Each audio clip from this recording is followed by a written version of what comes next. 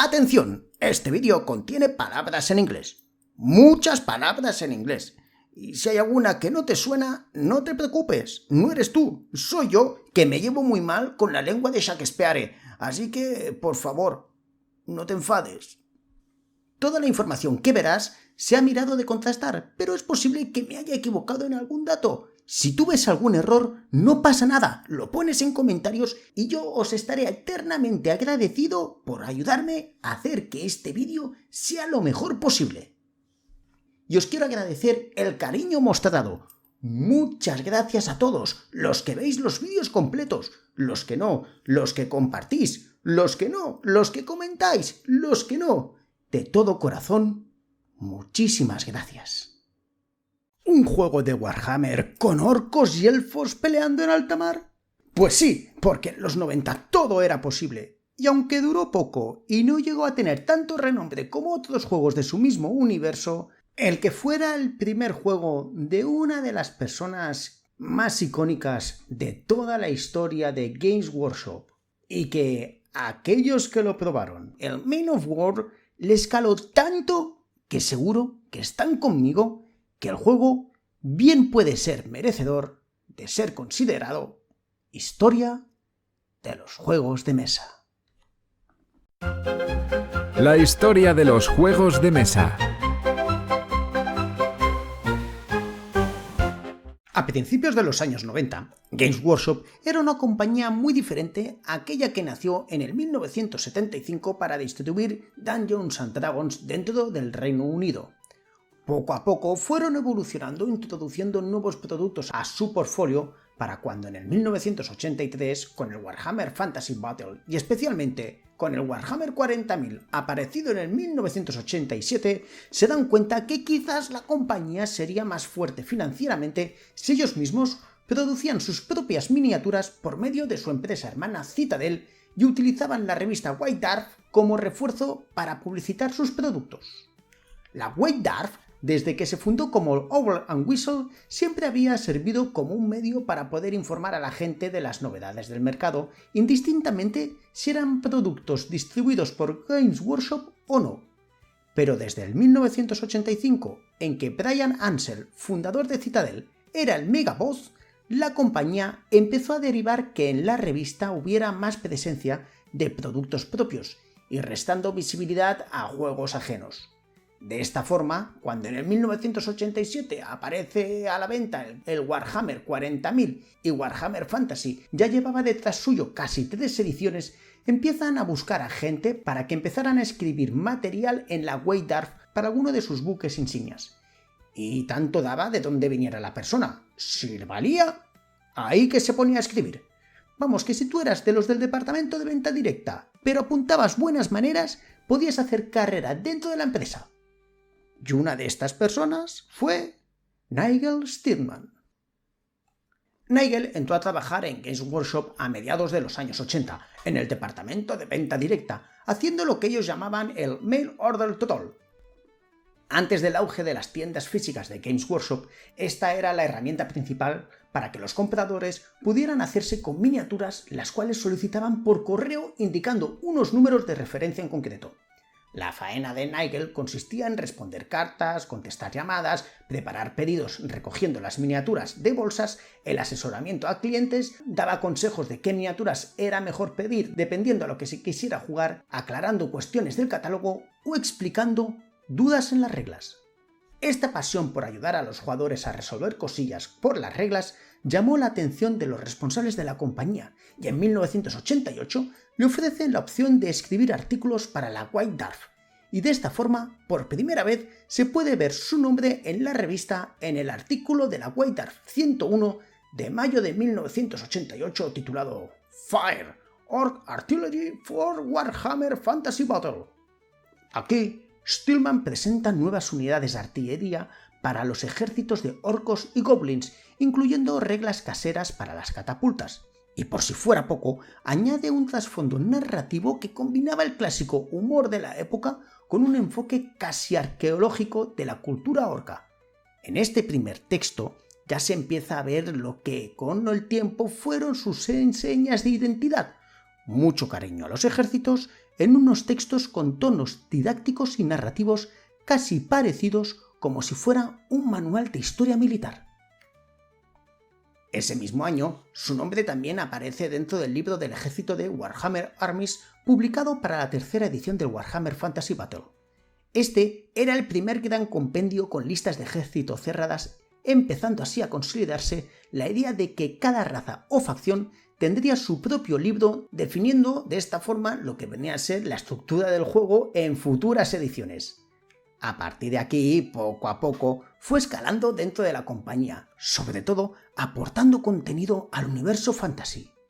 Para 1989, solo un año después, ya asentado en el equipo de Warhammer Studio, un departamento interno de Games Workshop encargado de diseñar y escribir y desarrollar los juegos de miniaturas, reglamentos y trasfondo del universo Warhammer, es como ya se empieza a aposentar haciendo una faena tal como recibir proyectos sin terminar de ejércitos y a los cuales debía de darle forma, aparte de crear contexto de reglas de ejércitos de mapas y campañas para la tercera edición del Warhammer Fantasy.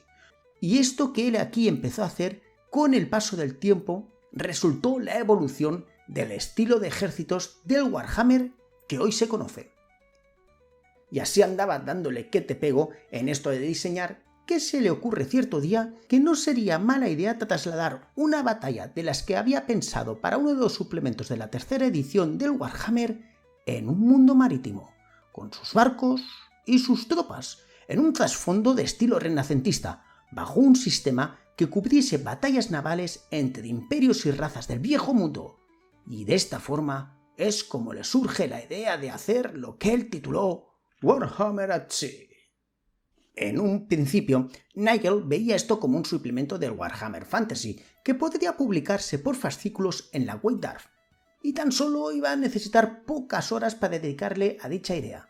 Pero tenía un pequeño problema, y era eso, el tiempo, porque precisamente no le sobraba, puesto que para entonces también estaba coescribiendo junto con Rick Priestley las reglas del Mighty Empires, un título de estrategia que a la vez podría integrarse como un sistema de campañas para el Warhammer Fantasy y que su concepto era que tú ibas a dirigir un imperio durante años, con guerras, diplomacia y conquistando terrenos, todo con un tablero con hexágonos modulares y gestionando recursos donde elementos como el clima, las estaciones o los desastres podían influir en el desarrollo de las partidas.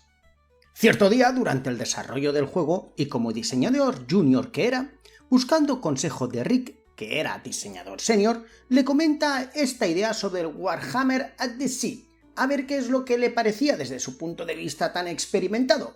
Y Rick, la verdad es que le gusta el planteamiento, pero le aconseja que lo suyo sería que si tenía intención de presentarlo a las altas esferas, o sea, a Bryan Ansell, quizás habría que pulirlo un poco más, y qué mejor que el grupo de diseñadores seniors de Games Workshop para poder ayudarle. Así que Rick comienza a ayudar a Nigel en preparar un boceto para presentar lo que sería este suplemento al resto de los diseñadores tops, para que ellos pudieran dar su punto de vista. Con ello, entre finales del 1989 o principios del 1990, con algo escrito, se juntan Rick Priestley, el que era su mentor, y el resto de seniors, Jervis Johnson, Graeme Davis y Richard Holloway, y Nigel les enseña su locura, y como ya os estaréis imaginando, a estos les hizo gracia el concepto, puesto que era un juego marítimo, que era una cosa que faltaba en Games Workshop, y sobre el papel tenía muy buena pinta, pero sabéis que Nigel les impresionó tanto que le ven capacitado y le animan a reestructurar su idea en hacer algo más grande, un juego con todas las de la ley. Y él, animado a ello, se pone a trabajar en cuerpo y alma en un borrador que adaptaba los conceptos anteriormente presentados en un juego de miniaturas de barcos. Pero mientras estaba con todo esto, también tenía otras cosas que hacer, que era terminar el Mighty Empires y otros trabajillos que le habían encargado, como las expansiones para el Warhammer 40.000 Warg the Orcs, que diseñó junto con Bryan Ansell. Y aprovechando este trabajo, cierto día que estaba codo con el Super Mega Boss, Nigel le enseña sus bocetos para el Warhammer at the Sea. Y a Brian le encantó, ya que ve que esto era un juego ideal que podía incluirse dentro de los títulos especialistas que desde no hace mucho estaban intentando potenciar dentro de Games Workshop. Por si no lo sabéis, esto de los juegos especialistas eran títulos a lo spin-off de los mundos de Warhammer, pero con una política diferente en su publicación, ya que estarían menos tiempo en tiendas y que también eran juegos que, dentro de sus posibilidades, tú cuando lo comprabas ya tenías todo listo para ponerte a jugar y no era necesario hacerte con más ejércitos o expansiones para disfrutarlo plenamente. Y además de todo esto, dentro de la White Dwarf no serían juegos que tendrían tanto apoyo como podían tener otros títulos. Algunos de estos más conocidos que aparecieron hasta entonces habían sido el Blood Bowl, el Advanced Hero Quest, el Epic o el mismísimo Mighty Empires. Y por esto Brian ve enseguida que esta idea de Nigel era ideal y da luz verde a que se pusiera tal cual pudiera a desarrollar el juego. Aunque le dijo: chaval, antes de empezar con esto has de acabar lo que ya tenías entre manos, que aparte de las que he mentado también eran otros suplementos para el 40.000 como el Eric We Who Works in Warhammer 40.000 o el Fleet Butcher. Y cuando ya lo tenía todo listo, para mediados de 1991 es cuando empieza a diseñar su título que llevaría todo el universo de Warhammer al ancho mar. Hay que saber que Nigel era un diseñador joven y la empresa piensa que estaría bien rodearlo de gente un poco más experimentada, y es por ello que se asigna al proyecto a Bill King y Andy Jones. William King era un escocés de 31 años que antes de trabajar en Games Workshop había escrito el fanzine Superhero UK, que esto era una revisión del Watchmen, y también tenía relatos en revistas de ciencia ficción inglesas como The VR Best SF, Zen y Interzone. En el 1989 entra en la empresa para escribir relatos para los libros de reglas, libros de rol y también historias para la revista White Dwarf, y todo esto lo firmaba bajo el nombre de Bill King. Y ya os estaréis imaginando que las funciones suyas dentro del juego sería dar forma literaria al mundo naval, creando la atmósfera épica y las descripciones de las flotas que veríamos en el libro de reglas. Por otro lado, Andy Jones era un chavalote de 27 años que desde pequeño era un fanático de jugar y pintar soldados de Airflix de escala 1.72 y 1.32 junto con su hermano Richard, y los dos se lo pasaban pipa junto con su padre recreando la batalla de Waterloo con ejércitos de soldados planos sobre un tablero pintado. Con el tiempo conoció el mundillo del rol gracias al Combat 3000 y al Laserbound, y toda esta mezcla de aficiones hizo que se decidiera a anunciar sus servicios en la revista White Dwarf como AJ Fix. Y estos servicios eran pintar miniaturas a nivel amateur a todo aquel que se lo solicitara. ¿Y sabéis quién fue uno de sus principales clientes? El mismísimo Brian Ansell. Y a raíz de estos encargos, pues entabla muy buena amistad con él. Y en el 1986, cuando termina sus estudios, entra a trabajar dentro de Games Workshop en el departamento de televentas. Y de televentas pasó a organizar eventos. Y de organizar eventos pasa a toda la gestión de la publicidad en White Dwarf. Uno de sus grandes logros fue que participó en la publicidad del Hero Quest y la organización de los Games Days de los años 87, 88 y 89. Y es posible que con este currículum os preguntaréis: ¿y este hombre qué podía aportar a este juego de barcos? ¿Acaso era un experto marítimo o un genial jugador de miniaturas con carabelas? Pues no, lo más parecido a un juego de barcos que Andy tenía en su pasado era cuando de pequeño jugaba al Trafalgar. Pero llegados a este momento de nuestra historia, Andy había hecho sus pinitos como editor de juegos y demostrado que sabía estructurar muy bien las reglas, y se ve en él la persona ideal para poder ayudar a Nigel a poner orden en todo lo que fuera el reglamento del juego. Pero no os confundáis, porque si desde la empresa le pusieron a estas personas a Nigel, no es porque no confiaran en sus dotes para hacer el juego. No, todo lo contrario. Él era una persona que, aparte de dominar esto de escribir reglas para ejércitos, era un fanático de la historia y la estrategia naval, y le encantaba documentarse basándose en ejemplos reales para dar más carácter a su creación, sobre todo buscando que los jugadores disfrutaran de la forma más fiel en sus juegos. Bueno, todo lo fiel que se puede ser cuando estamos hablando de un juego de orcos tripulando un barco. Y de esta forma, el equipo de diseño estaba concebido tal cual. Nigel Stillman se encargaría de diseñar las reglas, Bill King de todo el trasfondo y la narrativa del juego, Andy Jones sería el editor y desarrollador, organizador y que se encargaría de que el proyecto se publicara en una caja. Y ahora ya sí, que tocaba ponerse manos a la obra. Y para empezar hay que hacer las cosas bien, así que tocaba rebautizar el juego. Porque lo de Warhammer at the Sea funcionaba para un suplemento, pero no para un juego. Por eso deciden que, como todo iba al mundo del mar, lo suyo sería adoptar un término que evocara a los barcos. Y tras varias vueltas, Nigel propone adoptar el nombre que se da en la jerga marítima a las carabelas o a las fragatas más grandes. Esto es buque de guerra, o sea, Men of War. Y como en Games Workshop para entonces les da mucho eso de adaptar los nombres a lo astracanada, hacen un pequeño cambio y lo rebautizan a Men of War.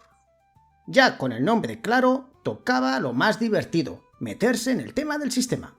Había una premisa: el jugador debía de sentir el mismo tipo de enfrentamiento que tenía cuando jugaba al Warhammer Fantasy, todo pero en el mar, con la sensación de manejar grandes buques de guerras surcando los mares con cañones disparando y con unas facciones que debían de reflejar las mismas naciones que el Warhammer, pero adaptadas al mar. Y todo esto debía de estar en un juego rápido, divertido y con reglas sencillas. Y los elementos ya los tenían ahí, ahora tan solo faltaba reunirlos, repasarlos y que tomara todo buena forma.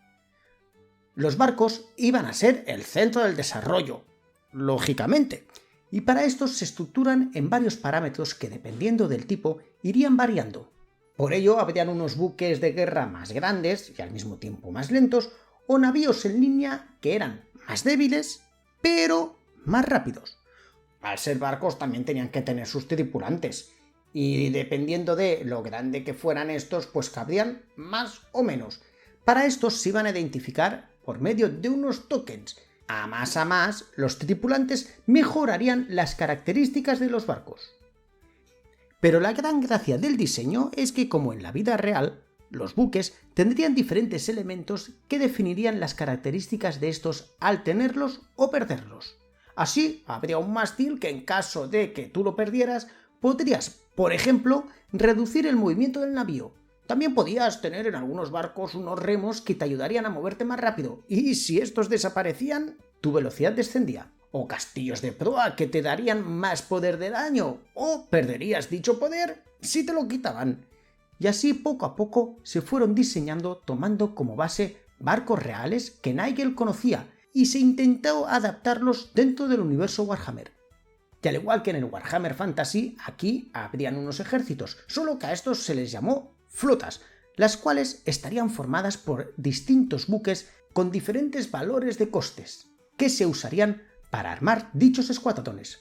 Traducido, contra más bueno fuera el barco, más coste tendría el ponerlo en tu flota.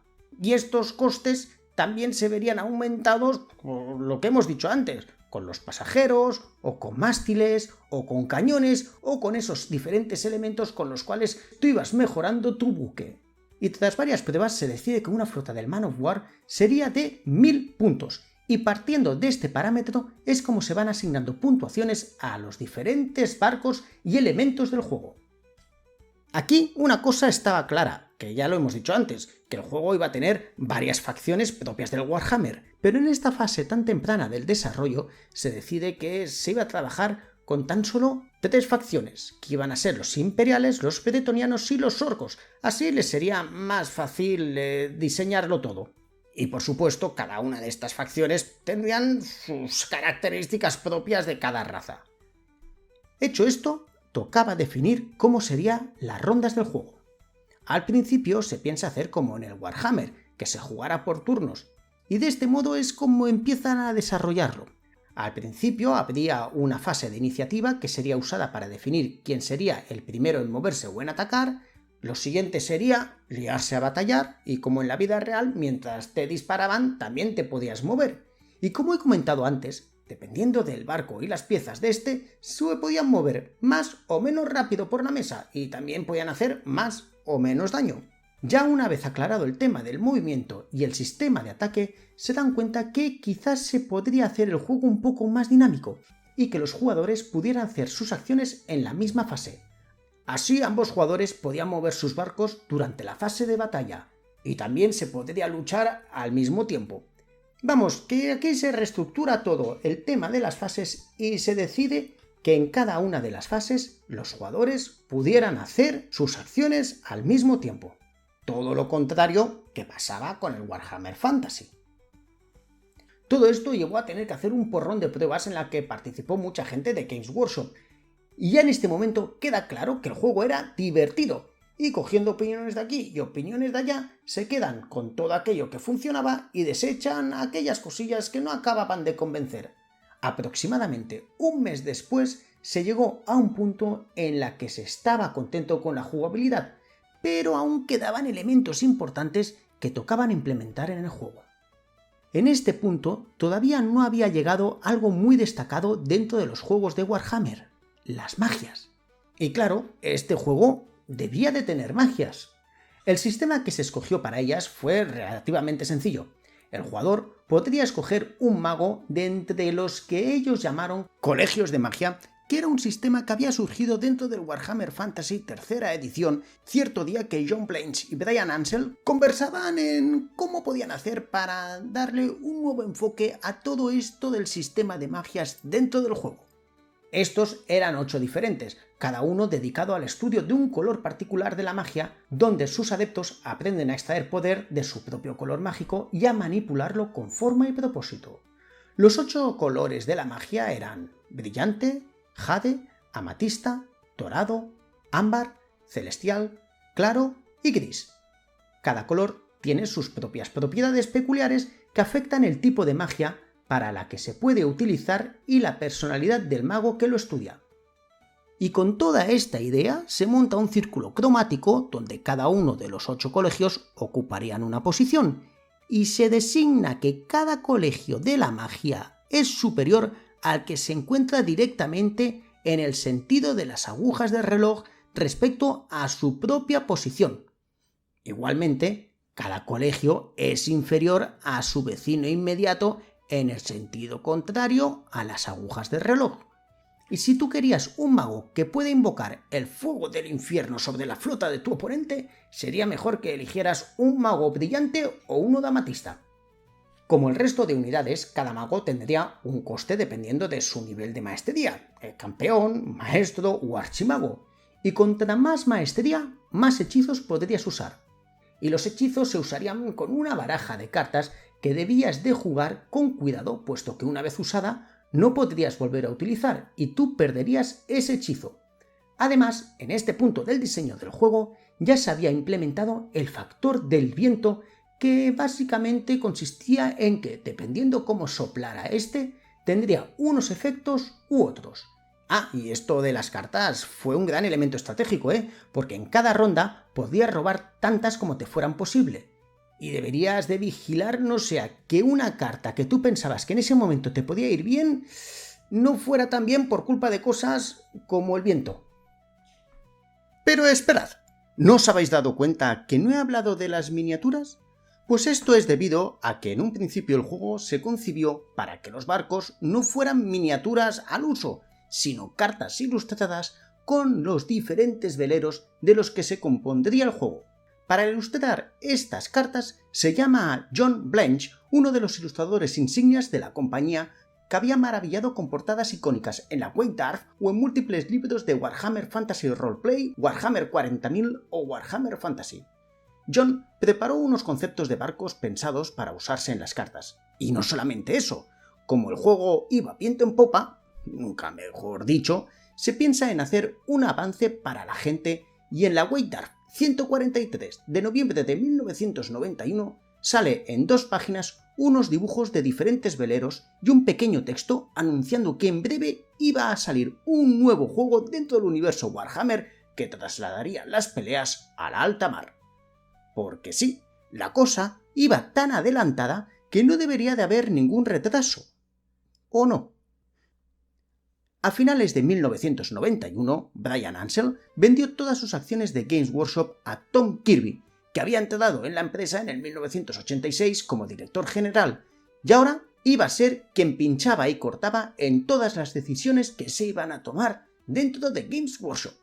Entre muchas de estas, la más llamativa fue que con Tom se llevaría al extremo la idea de que aquello que saliera debía de tener miniaturas, más que nada porque los beneficios eran mayores, y cuando llega a la mesa de Kirby el proyecto del Man of War, decide que sí, que era muy bonito, que le gustaba mucho, que eso que saliera dentro del catálogo de juegos especialistas era ideal, pero que eso de que los barcos se representaran con cartas, tararí que te vi, y dice que se tiene que rediseñar todo el concepto del juego usando miniaturas hechas como se hacían entonces, con plomo o con plástico. Y esto supuso un gran retraso dentro de la producción, puesto que aparte de tener que reestructurar las puntuaciones de los barcos y especialmente el movimiento, tocaba buscar escultores que dieran forma a esto que quería Tom. Para poder realizarlas se tira de Norman Slaves, Michael Perrin y Kevin Adams, que trabajaron a destajo en unas minis que se componían de plomo, como era casi la costumbre de entonces, pero también iban a tener piezas de plástico para los elementos como los mástiles o los cañones, pero no solamente eso, sino que aquellos barcos que tuvieran velas, estas iban a ser en papel.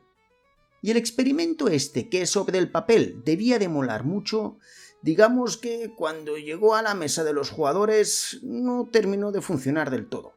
Las miniaturas eran muy chulas, no había duda, pero eso de que hubieran pequeñas piezas de plástico fue un engorro, porque debías de tener mucho cuidado que no se te cayeran, y si eso pasaba, ¿qué pasaba? Que no las perdieras. Y lo de las velas de papel, pues bueno, sí, quedaban muy bonitas, pero era papel. ¿Y qué pasa cuando el papel es muy pequeño y lo tienes que acabar manipulando mucho? Pues que se rompen al mínimo soplido. Mira, ahí también me ha quedado bien la cosa. Pero a pesar de esto, hay que decir que la labor de esculpido de las miniaturas del juego fue notable, y a fecha de hoy, las del Man of War son de las mejores valoradas de las miniaturas que se hicieron en Games Workshop durante los años 90. Pero bueno, como no hay mal que por bien no venga, este retraso también ayudó a pulir un poquito las reglas y añadirle más componentes al juego. En un principio, para llevar un reporte de las características y los daños sufridos en los elementos del barco, había idea de que los jugadores los anotaran en una hoja. Pero tras varias pruebas piensan que se podría hacer una plantilla donde los jugadores registrarían no solo los daños a lo largo de la batalla, sino que también estas plantillas actuarían como guía de objetivos dividiendo cada barco en secciones con cada uno de los elementos, y esto te ayudaría a marcar donde hubieran impactos en tus barcos. También se diseñan losetas de costas o de rocas que tú desplegarías por el tablero y cuando tú fueras a chocar con alguna de estas podías sufrir estragos. El tema de las magias también se mejora, especialmente para algunas razas como los elfos, que estos iban a poder combinar colores. Se hacen monstruos neutrales como dragones marinos que interferirían a los jugadores y podían ser invocados por los jugadores en un momento en concreto del juego. También se preparó un sistema de campañas y se consiguieron ampliar las razas a las siguientes: Imperio, Bretonianos, Orcos, Elfos, Enanos y Elfos Oscuros. Y de esta forma, en abril de 1993 sale a la venta por 19,99 libras esterlinas la caja del Man of War, que incluía 6 galeras de Guerra del Imperio, 6 galeras de Guerra del Caos, un reglamento a todo color, un libro de referencia, cartas de magia, un tablero de papel, dados y plantillas y tokens para marcar el daño, los tripulantes, el viento y todo lo que saliera. Y ya solamente con esto ya tenías suficiente para echarte tus partidas y escoger cualquiera de las facciones que podías encontrar dentro del libro de guerras. ¿Y la acogida por parte de la gente, qué tal fue? Pues bueno, ni tan mal para ser un juego de la línea especialista. El que desde la White Dwarf saliera contenido ayudó a darle visibilidad y que la gente se interesara algo por él. Pero no os esperéis que os diga que el título barrió en ventas, que se agotaron las existencias en el mismo momento de su salida y que la gente hacía largas horas para comprar el juego, porque no fue así. Aunque sí, es cierto que había interés. Este no llegó a los niveles de otros títulos de la línea especialista como el Blood of War o el Advanced Hero Quest. Digamos que fue como que si cuando tú marcas un gol raspando por el larguero. Así. Para que os hagáis una idea, porque el entusiasmo por el juego fue bastante moderado, hasta tal punto que desde la compañía, cuando hablaron con sus filiales de otros países, no percibieron suficiente entusiasmo por este, así que se decide que lo mejor iba a ser no localizar el Men of War en otros idiomas, como por ejemplo al español. Y por parte de la prensa, ¿qué se dijo? Bueno, pues de la White Dwarf ya os imaginaréis que del juego hablaron maravillas. Pero en otras revistas como en la White Wolf número 35 de 1993, Chris McDonough lo calificó con un 5 sobre 5 afirmando que no hay muchos juegos nuevos tan inspirados y emocionantes como el Men of War de Games Workshop. Para todos los fanáticos de Games Workshop, esta es una obra maestra. Y ya os podéis imaginar que al ser un producto de la empresa que era, también iban a salir las consabidas miniaturas para ir mejorando tus flotas y que en mesa iban a quedar espectaculares. Y como os he comentado antes, habrían 3 tipos de barcos. Al principio, los más grandotes, que eran los Men of War, los Ship of the Line y los independientes. Y el que hubieran tan poquitos barcos y que los niveles de puntuación se nivelaron bastante bien para llegar a esos 1000 puntos de coste, hacía que si tú te querías armar con un ejército marino suficientemente destacable como para echarte tus partidas divertidas, no ibas a necesitar gastar mucho dinero. Y este tema fue una de las cosas que la gente aclamó mucho, porque ya para entonces el Warhammer Fantasy empezaba a denotar que si tú querías tener un ejército con el que poder triunfar en un torneo, la chequera tenía que ser bien grande. Y como desde el principio ya se había trabajado en las expansiones, pues ya os imaginaréis que estas hicieron acto de presencia. Y fueron 2. La primera en llegar fue Men of War Pledge Fleet, en julio de 1993, que introdujo las flotas de Chaos Khorne, naves de guerra rápidas centradas en el abordaje, los Nurgle, que eran barcos infectados, resistentes y capaces de esparcir plagas, Zend, naves cargadas de magia y efectos aleatorios, y también los Slaanesh. Estos son barcos con habilidades de confusión y manipulación. Y aparte de estas nuevas flotas, también habían naves neutrales, se incorporó un sistema de magias específicas para caos, más reglas para escenarios avanzados, campañas, condiciones especiales de batalla y más criaturas que poder invocar. Y la segunda y última expansión fue Sea of Blood de 1994, que traía la flota nórdica, ampliaba las opciones jugables más allá del Imperio, Caos y otras razas, un montón de monstruos marinos como los tritones, el dragón del mar, el megalodón, la gargantúa o el leviatán, bueno, un montón. Y también unidades voladoras como jinetes de Pegaso bretonianos, y nuevas unidades por facciones y escenarios, incluyendo naves únicas y estructuras para muchos de los ejércitos. Ah, y también fortificaciones costeras. Y así estaba el juego para entonces, vendiéndose con calma y apareciendo alguna cosilla dentro de las revistas de la empresa, tanto en la White Dwarf como en la Citadel Journal. Y de vez en cuando, pues si te acercabas a esta, podías ver algunos artículos con reglas adicionales, como por ejemplo, en el número 6 de la Citadel, que se proporcionó reglas para una flota de no muertos, que todo hay que decir que dicha flota nunca llegó a tener su propio modelado de miniaturas. Pero posiblemente esta tranquilidad en las ventas hizo que Tom Kirby en el 1995 decidiera poner tijeretazo al juego, y así se anuncia que Men of War no iba a ser reimpreso cuando se acabaran todas las unidades existentes en las tiendas. Con solo 2 años de vida, el juego iba a desaparecer del catálogo de Games Workshop. Aunque analizándolo bien, que este juego que estaba dentro del catálogo de especialista, que estuviera 2 años a la venta, pues era más o menos lo esperado, porque lo que pasó con el Blood Bowl, aquello sí que fue una excepción. Y como otros juegos de entonces, si ha sobrevivido el Men of War a día de hoy, ha sido gracias a la comunidad de jugadores. Cierto es que el que no apareciera en castellano ha hecho que en España y Latinoamérica no haya tanta comunidad, pero aquellos que han tenido la oportunidad de probarlo, seguro que a día de hoy lo están disfrutando todavía. Y estoy seguro que muchos no conocíais este juego, porque a diferencia de otros, el Men of War no ha tenido reediciones. Aunque sí que es verdad que en el 2011 aparece Dread Fleet, diseñado por Phil Kelly. Y sí, este es un juego de barcos, de Games Workshop, y puede tener un cierto airecito, pero no os confundáis, porque difiere con el protagonista del vídeo de hoy en bastante, ya que el Dread Fleet es un juego cerrado, sin expansiones. El trasfondo gira en torno al duelo de 2 capitanes, el vampiro Noctilus y el corsario Gregor Root. Los escenarios estaban prediseñados que contaban una historia, y la rejugabilidad que tenía este juego era bastante menor. Vamos, que la gran diferencia es que el Men of War se puede decir que era un wargame en el mar, y el Dread Fleet es un juego de mesa cerrado. Y que sepáis que el susodicho, este sí que ha sido editado en español, pero su lanzamiento ha sido bastante limitado. Y ya estamos llegando al final del vídeo.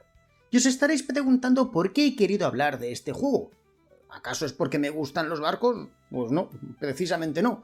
Sino porque este título fue el primero que diseñó como responsable Nigel Stillman, que con el tiempo ha sido famoso por lo de la Stillmanía, que fueron una serie de artículos aparecidos en la White Dwarf a mediados de los 90, que aunque al principio fueron vistos como algo de coña, con el tiempo inspiraron a muchos jugadores a enfocarse más en el hobby narrativo que no en el competitivo. Pero bueno, de esto ya tocará hablar en otro momento, porque hoy era el día de hablar del Men of War y el motivo del por qué este juego de barcos en el mundo de Warhammer es motivo por el cual yo considero que es historia de los juegos de mesa.